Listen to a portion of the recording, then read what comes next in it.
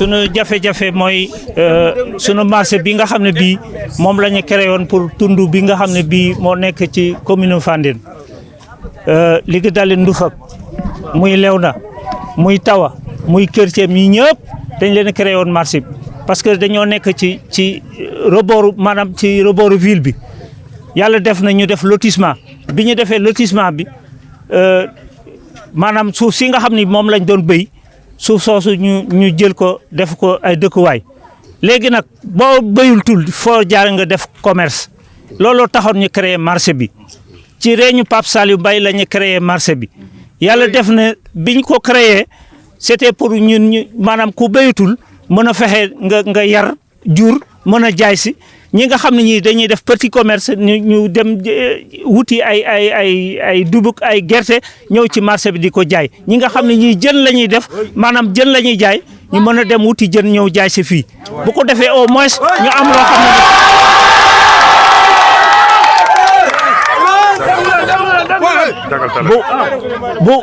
bu ko defee am loo xam ne lii tey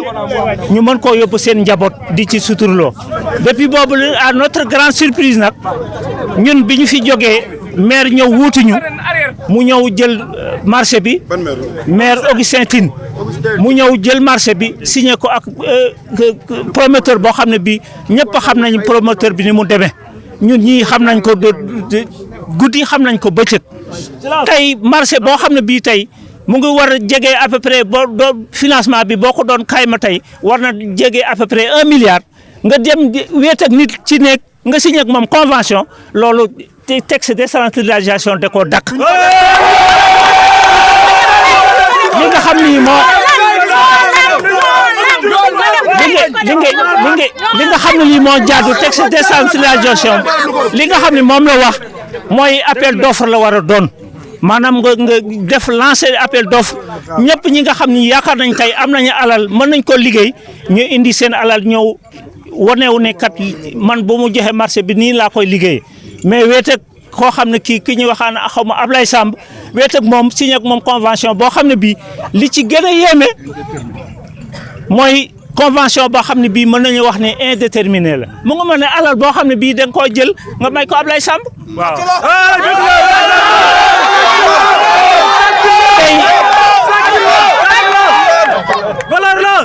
tey nag li nga xam ne lii tey moom moo ñu metti mooy nooy signé convention ñoo waxtaan ak population bi nga xam ne bii presque ñoo moom marché bi wala mbaa ñoo ci yaakaar ñoo waxtaan ak ñoom nga signé ak moom ñun vraiment loolu moo ñu metti moo tax ñun tey ñun yëpp nañu ñëw xëy ñaxtu wane ko ne li mu signé ñun d'accord ñu ci tey d'accord ñu ci suba. kon donc yéen bañu leen marché mais ni doxalee moo leen neexul. maanaam niñ ko doxalee moo ñu neexul ñun li tax ñu créé marché ñun bëgg nañu marché bi am mais niñ ko doxalee moo baaxul parce que nooy signé convention yow léegi promoteur bi moo lay sédd yow à une durée indéterminée loolu mënut a nekk ñun ñëpp képp koo xam ne kii tey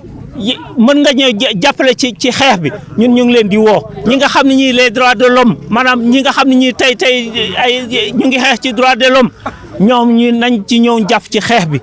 ñun ñëpp maanaam tudd Fandène bi yëpp ki gàddu gii buñ ko déggee dañuy xam ne kan mooy Alioune Ndione parce que man bokk naa ci nga xam ne ñoo gënoon jege Pape Saliou Mbaye ñoom ñu ànd di liggéey bokk naa idée bii marché bi bokk naa ñi ko créé donc kon.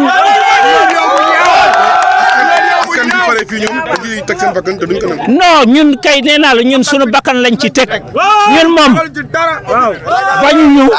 ñu ñëw toog autour d'une table ñu waxtaan ba d'accord ci terme yi mais tant que loolu amul ñun sunu bakkan lañ ci teg wasalaam. waaw ñun seeti lañ chef de quartier chef de village bi ñun seeti lañ chef de village bi chef de village dañuy nañu dem. may leen ñu dem waxtaan ak Augustin mais xam naa ba ñu demee ci Augustin lañ ci dégg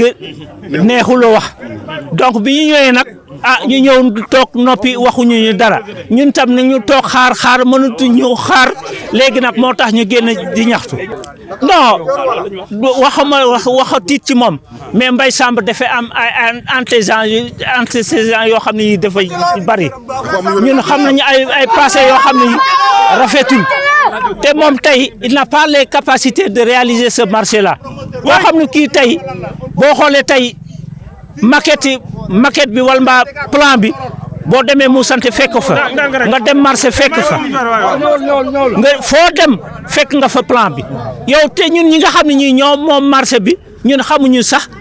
maanaam maquette bi nan la bindoo wala mbaa xamuñu plan bi nan la bindoo vraiment ñun affaire boobu lu ñu metti la. waaw man maa ngi tudd Pape Moustapha Dione mais Pape Dione la ñu gën a miin te nag voilà problème bi nga xam ne moom la ñu am tey yaakaar naa ne Père Aliou wax na ko lu toll ne marché boo xam dafa nekk ci suñu côté nekk suñu tund te ñun yaakaar ñu lulul ci marché bi suñu wéyjur aussi la yaakaar nañu ci lulul ci marché bi moo tax tey ñu ñëw fi nga xam pour xeex li nga xam te moom mooy suñu moomeel jigéen ñi fii lañ daan daane seen doole tey xëy na ñu génn leen ci biir marché bi jox benn promoteur boo xam ne xam du ñëw de Laye Samb koo xam ne dèjà moom li nga xam te mooy yoon da ngay topp kon kooku bu fekkee ne fii ci suñu ginnaaw am na fi ay problème yoo xam ne ay problème terrain parcelles yoo xam ne dèjà ay double emploi la kon kooku parewul pour defal li nga xam ne moom mooy marché bi Augustin nag boo xamoon ki nga xam te moom mooy Ablaye Samb du ko jox suñu marché bi ba mu yaakaar moom mën na koo tabax bu ko nee mën na koo tabax waxul li nga xam tamit moom moo kii moom moo mën a nekk kon fi nga xam ne foofu la ñuy wax projet biñ ko liiree li ñu njëkk a metti mooy projet boo xam ne dèjà dañ ko conclure ñu ci nekk depuis le 12 novembre 2020 ñu bàyyi ba à nos jours en 2022 ñu doog a jot ci protocole bi ñi nga xam tam ñoom ñoo ko fi nekkal saa ñun laajee ñun c'est confidentiel mais confidentiel ci loo xam ne yow yaa ko moom loolu amul fenn te li ñu ci gën a métti mooy projet boo xam ne à durée indéterminée fan la am bi ñu ko liiree li ñu ci gën a métti mooy bokk na ci article numéro 2 mu ne la commune de Fandène s'engage à mettre à la disposition du terrain du domaine national de contenant de 3,6 hectares 6 à Ndoufouk pour une durée indéterminée mais projet à durée indéterminée fan la am projet yi nga xam ne ñoom ñoo fi nekk mooy Ila Touba à durée déterminée la loolu bokk na ci li nga xam ne moom moo ñu gën a métti beneen bi ci des mooy bu ñu demee ci li nga xam ne noonu lañ ko joxe commune Fandène ñàkkul koo xam ne yaakaar naa mën nañ ko jox projet bi pour moom mu tabax li nga xam ne mooy kii bi kon duñ ko jox koo xam ne dèjà yëguñu tiinuñu xamul marché bi nan la ak naka la njëkk na ñëw sotti fi ay suuf waxuñu dara ñëw génne femmes yi waxuñu dara xëy wërale ay zeng waxuñu dara vendredi bi passé dégg naa ñëw na pour bëgg a tàmbali li nga xam ne mooy marché bi foofu nag li leen di mën a wax mooy marché bi dinañu jaral suñu bakkan tant que ñoom ñëwuñu ñu toog waxtaan ñu xam marché bi nan la ak naka la kenn du ko fi tabax loolu daal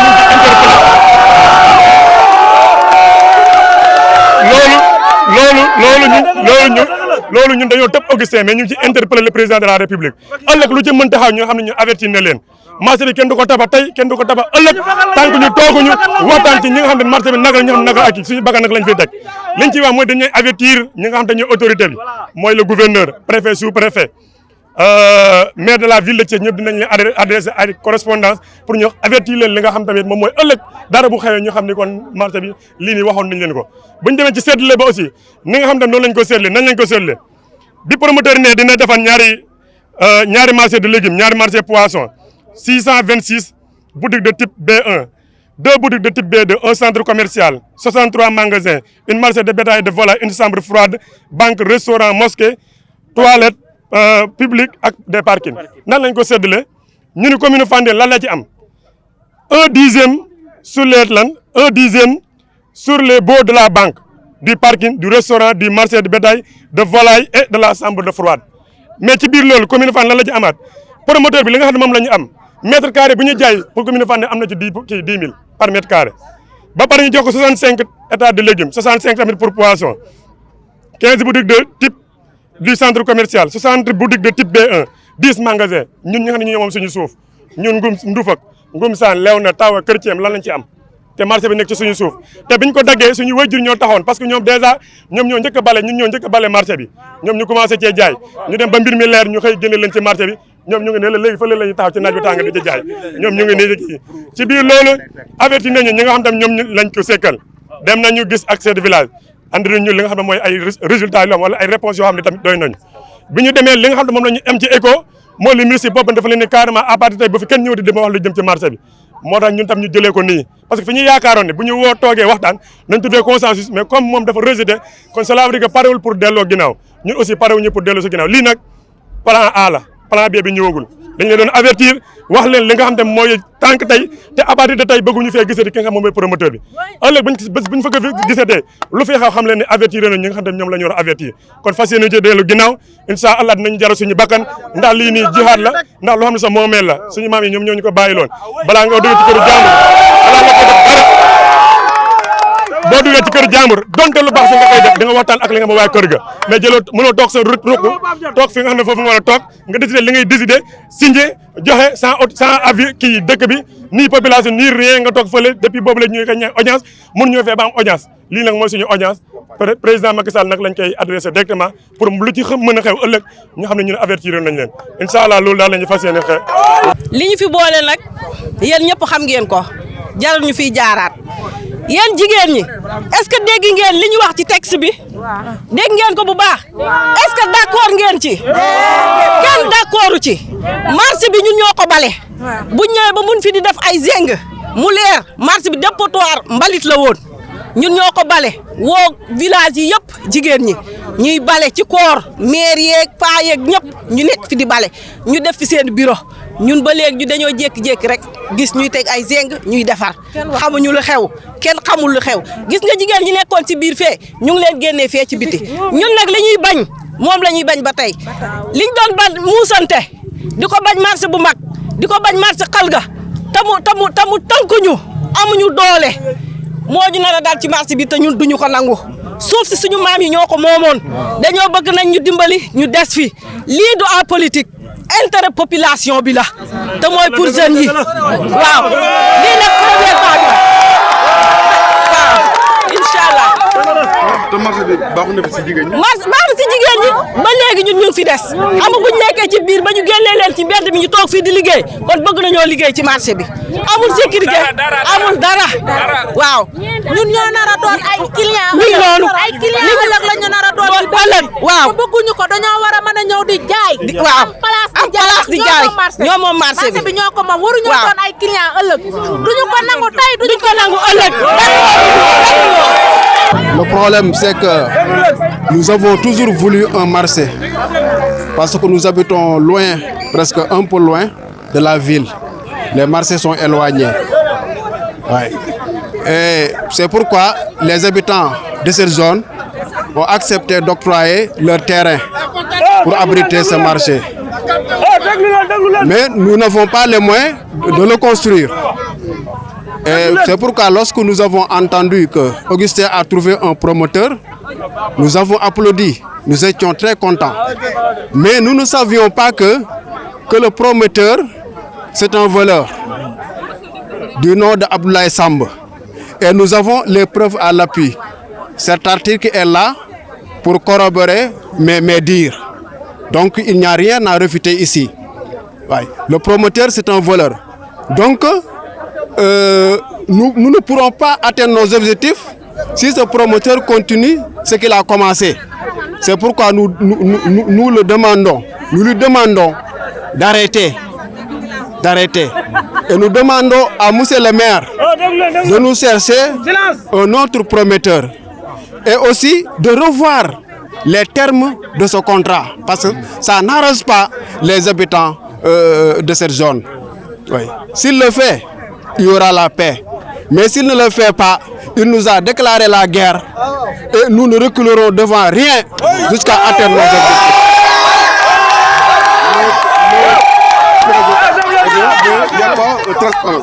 Il n'y a aucune transparence. D'ailleurs, les conseillers qui étaient en charge de ce projet avaient même caché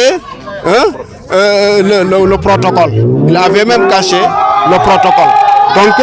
il n'y a rien de transparence dans cela. Donc, nous ne pourrons pas accepter ça. Donc, nous adressons à notre correspondance à monsieur le maire. Il doit nous respecter. Monsieur le maire s'appelle Augustin Tine. Mais nous avons constaté qu'il n'a rien réalisé au niveau de cette zone-là. Il n'a rien réalisé. À chaque fois qu'il y a élection, il vient. Il nous fait des promesses et après, il nous tourne le dos, il ne respecte pas les promesses. Ça veut dire qu'il nous a déjà montré qu'il n'a aucune considération pour nous. Oui. Et nous l'attendons de pied ferme. Aux prochaines joutes électorales, il verra de quoi nous sommes capables. Le plan B, c'est quoi? Le plan B, c'est quoi? Le plan B, non, nous n'allons pas le révéler aujourd'hui, mais il verra. Nous sommes des Sérères, nous sommes des gens qui ne reculent devant rien, même devant la mort. On est toujours fiers de nous.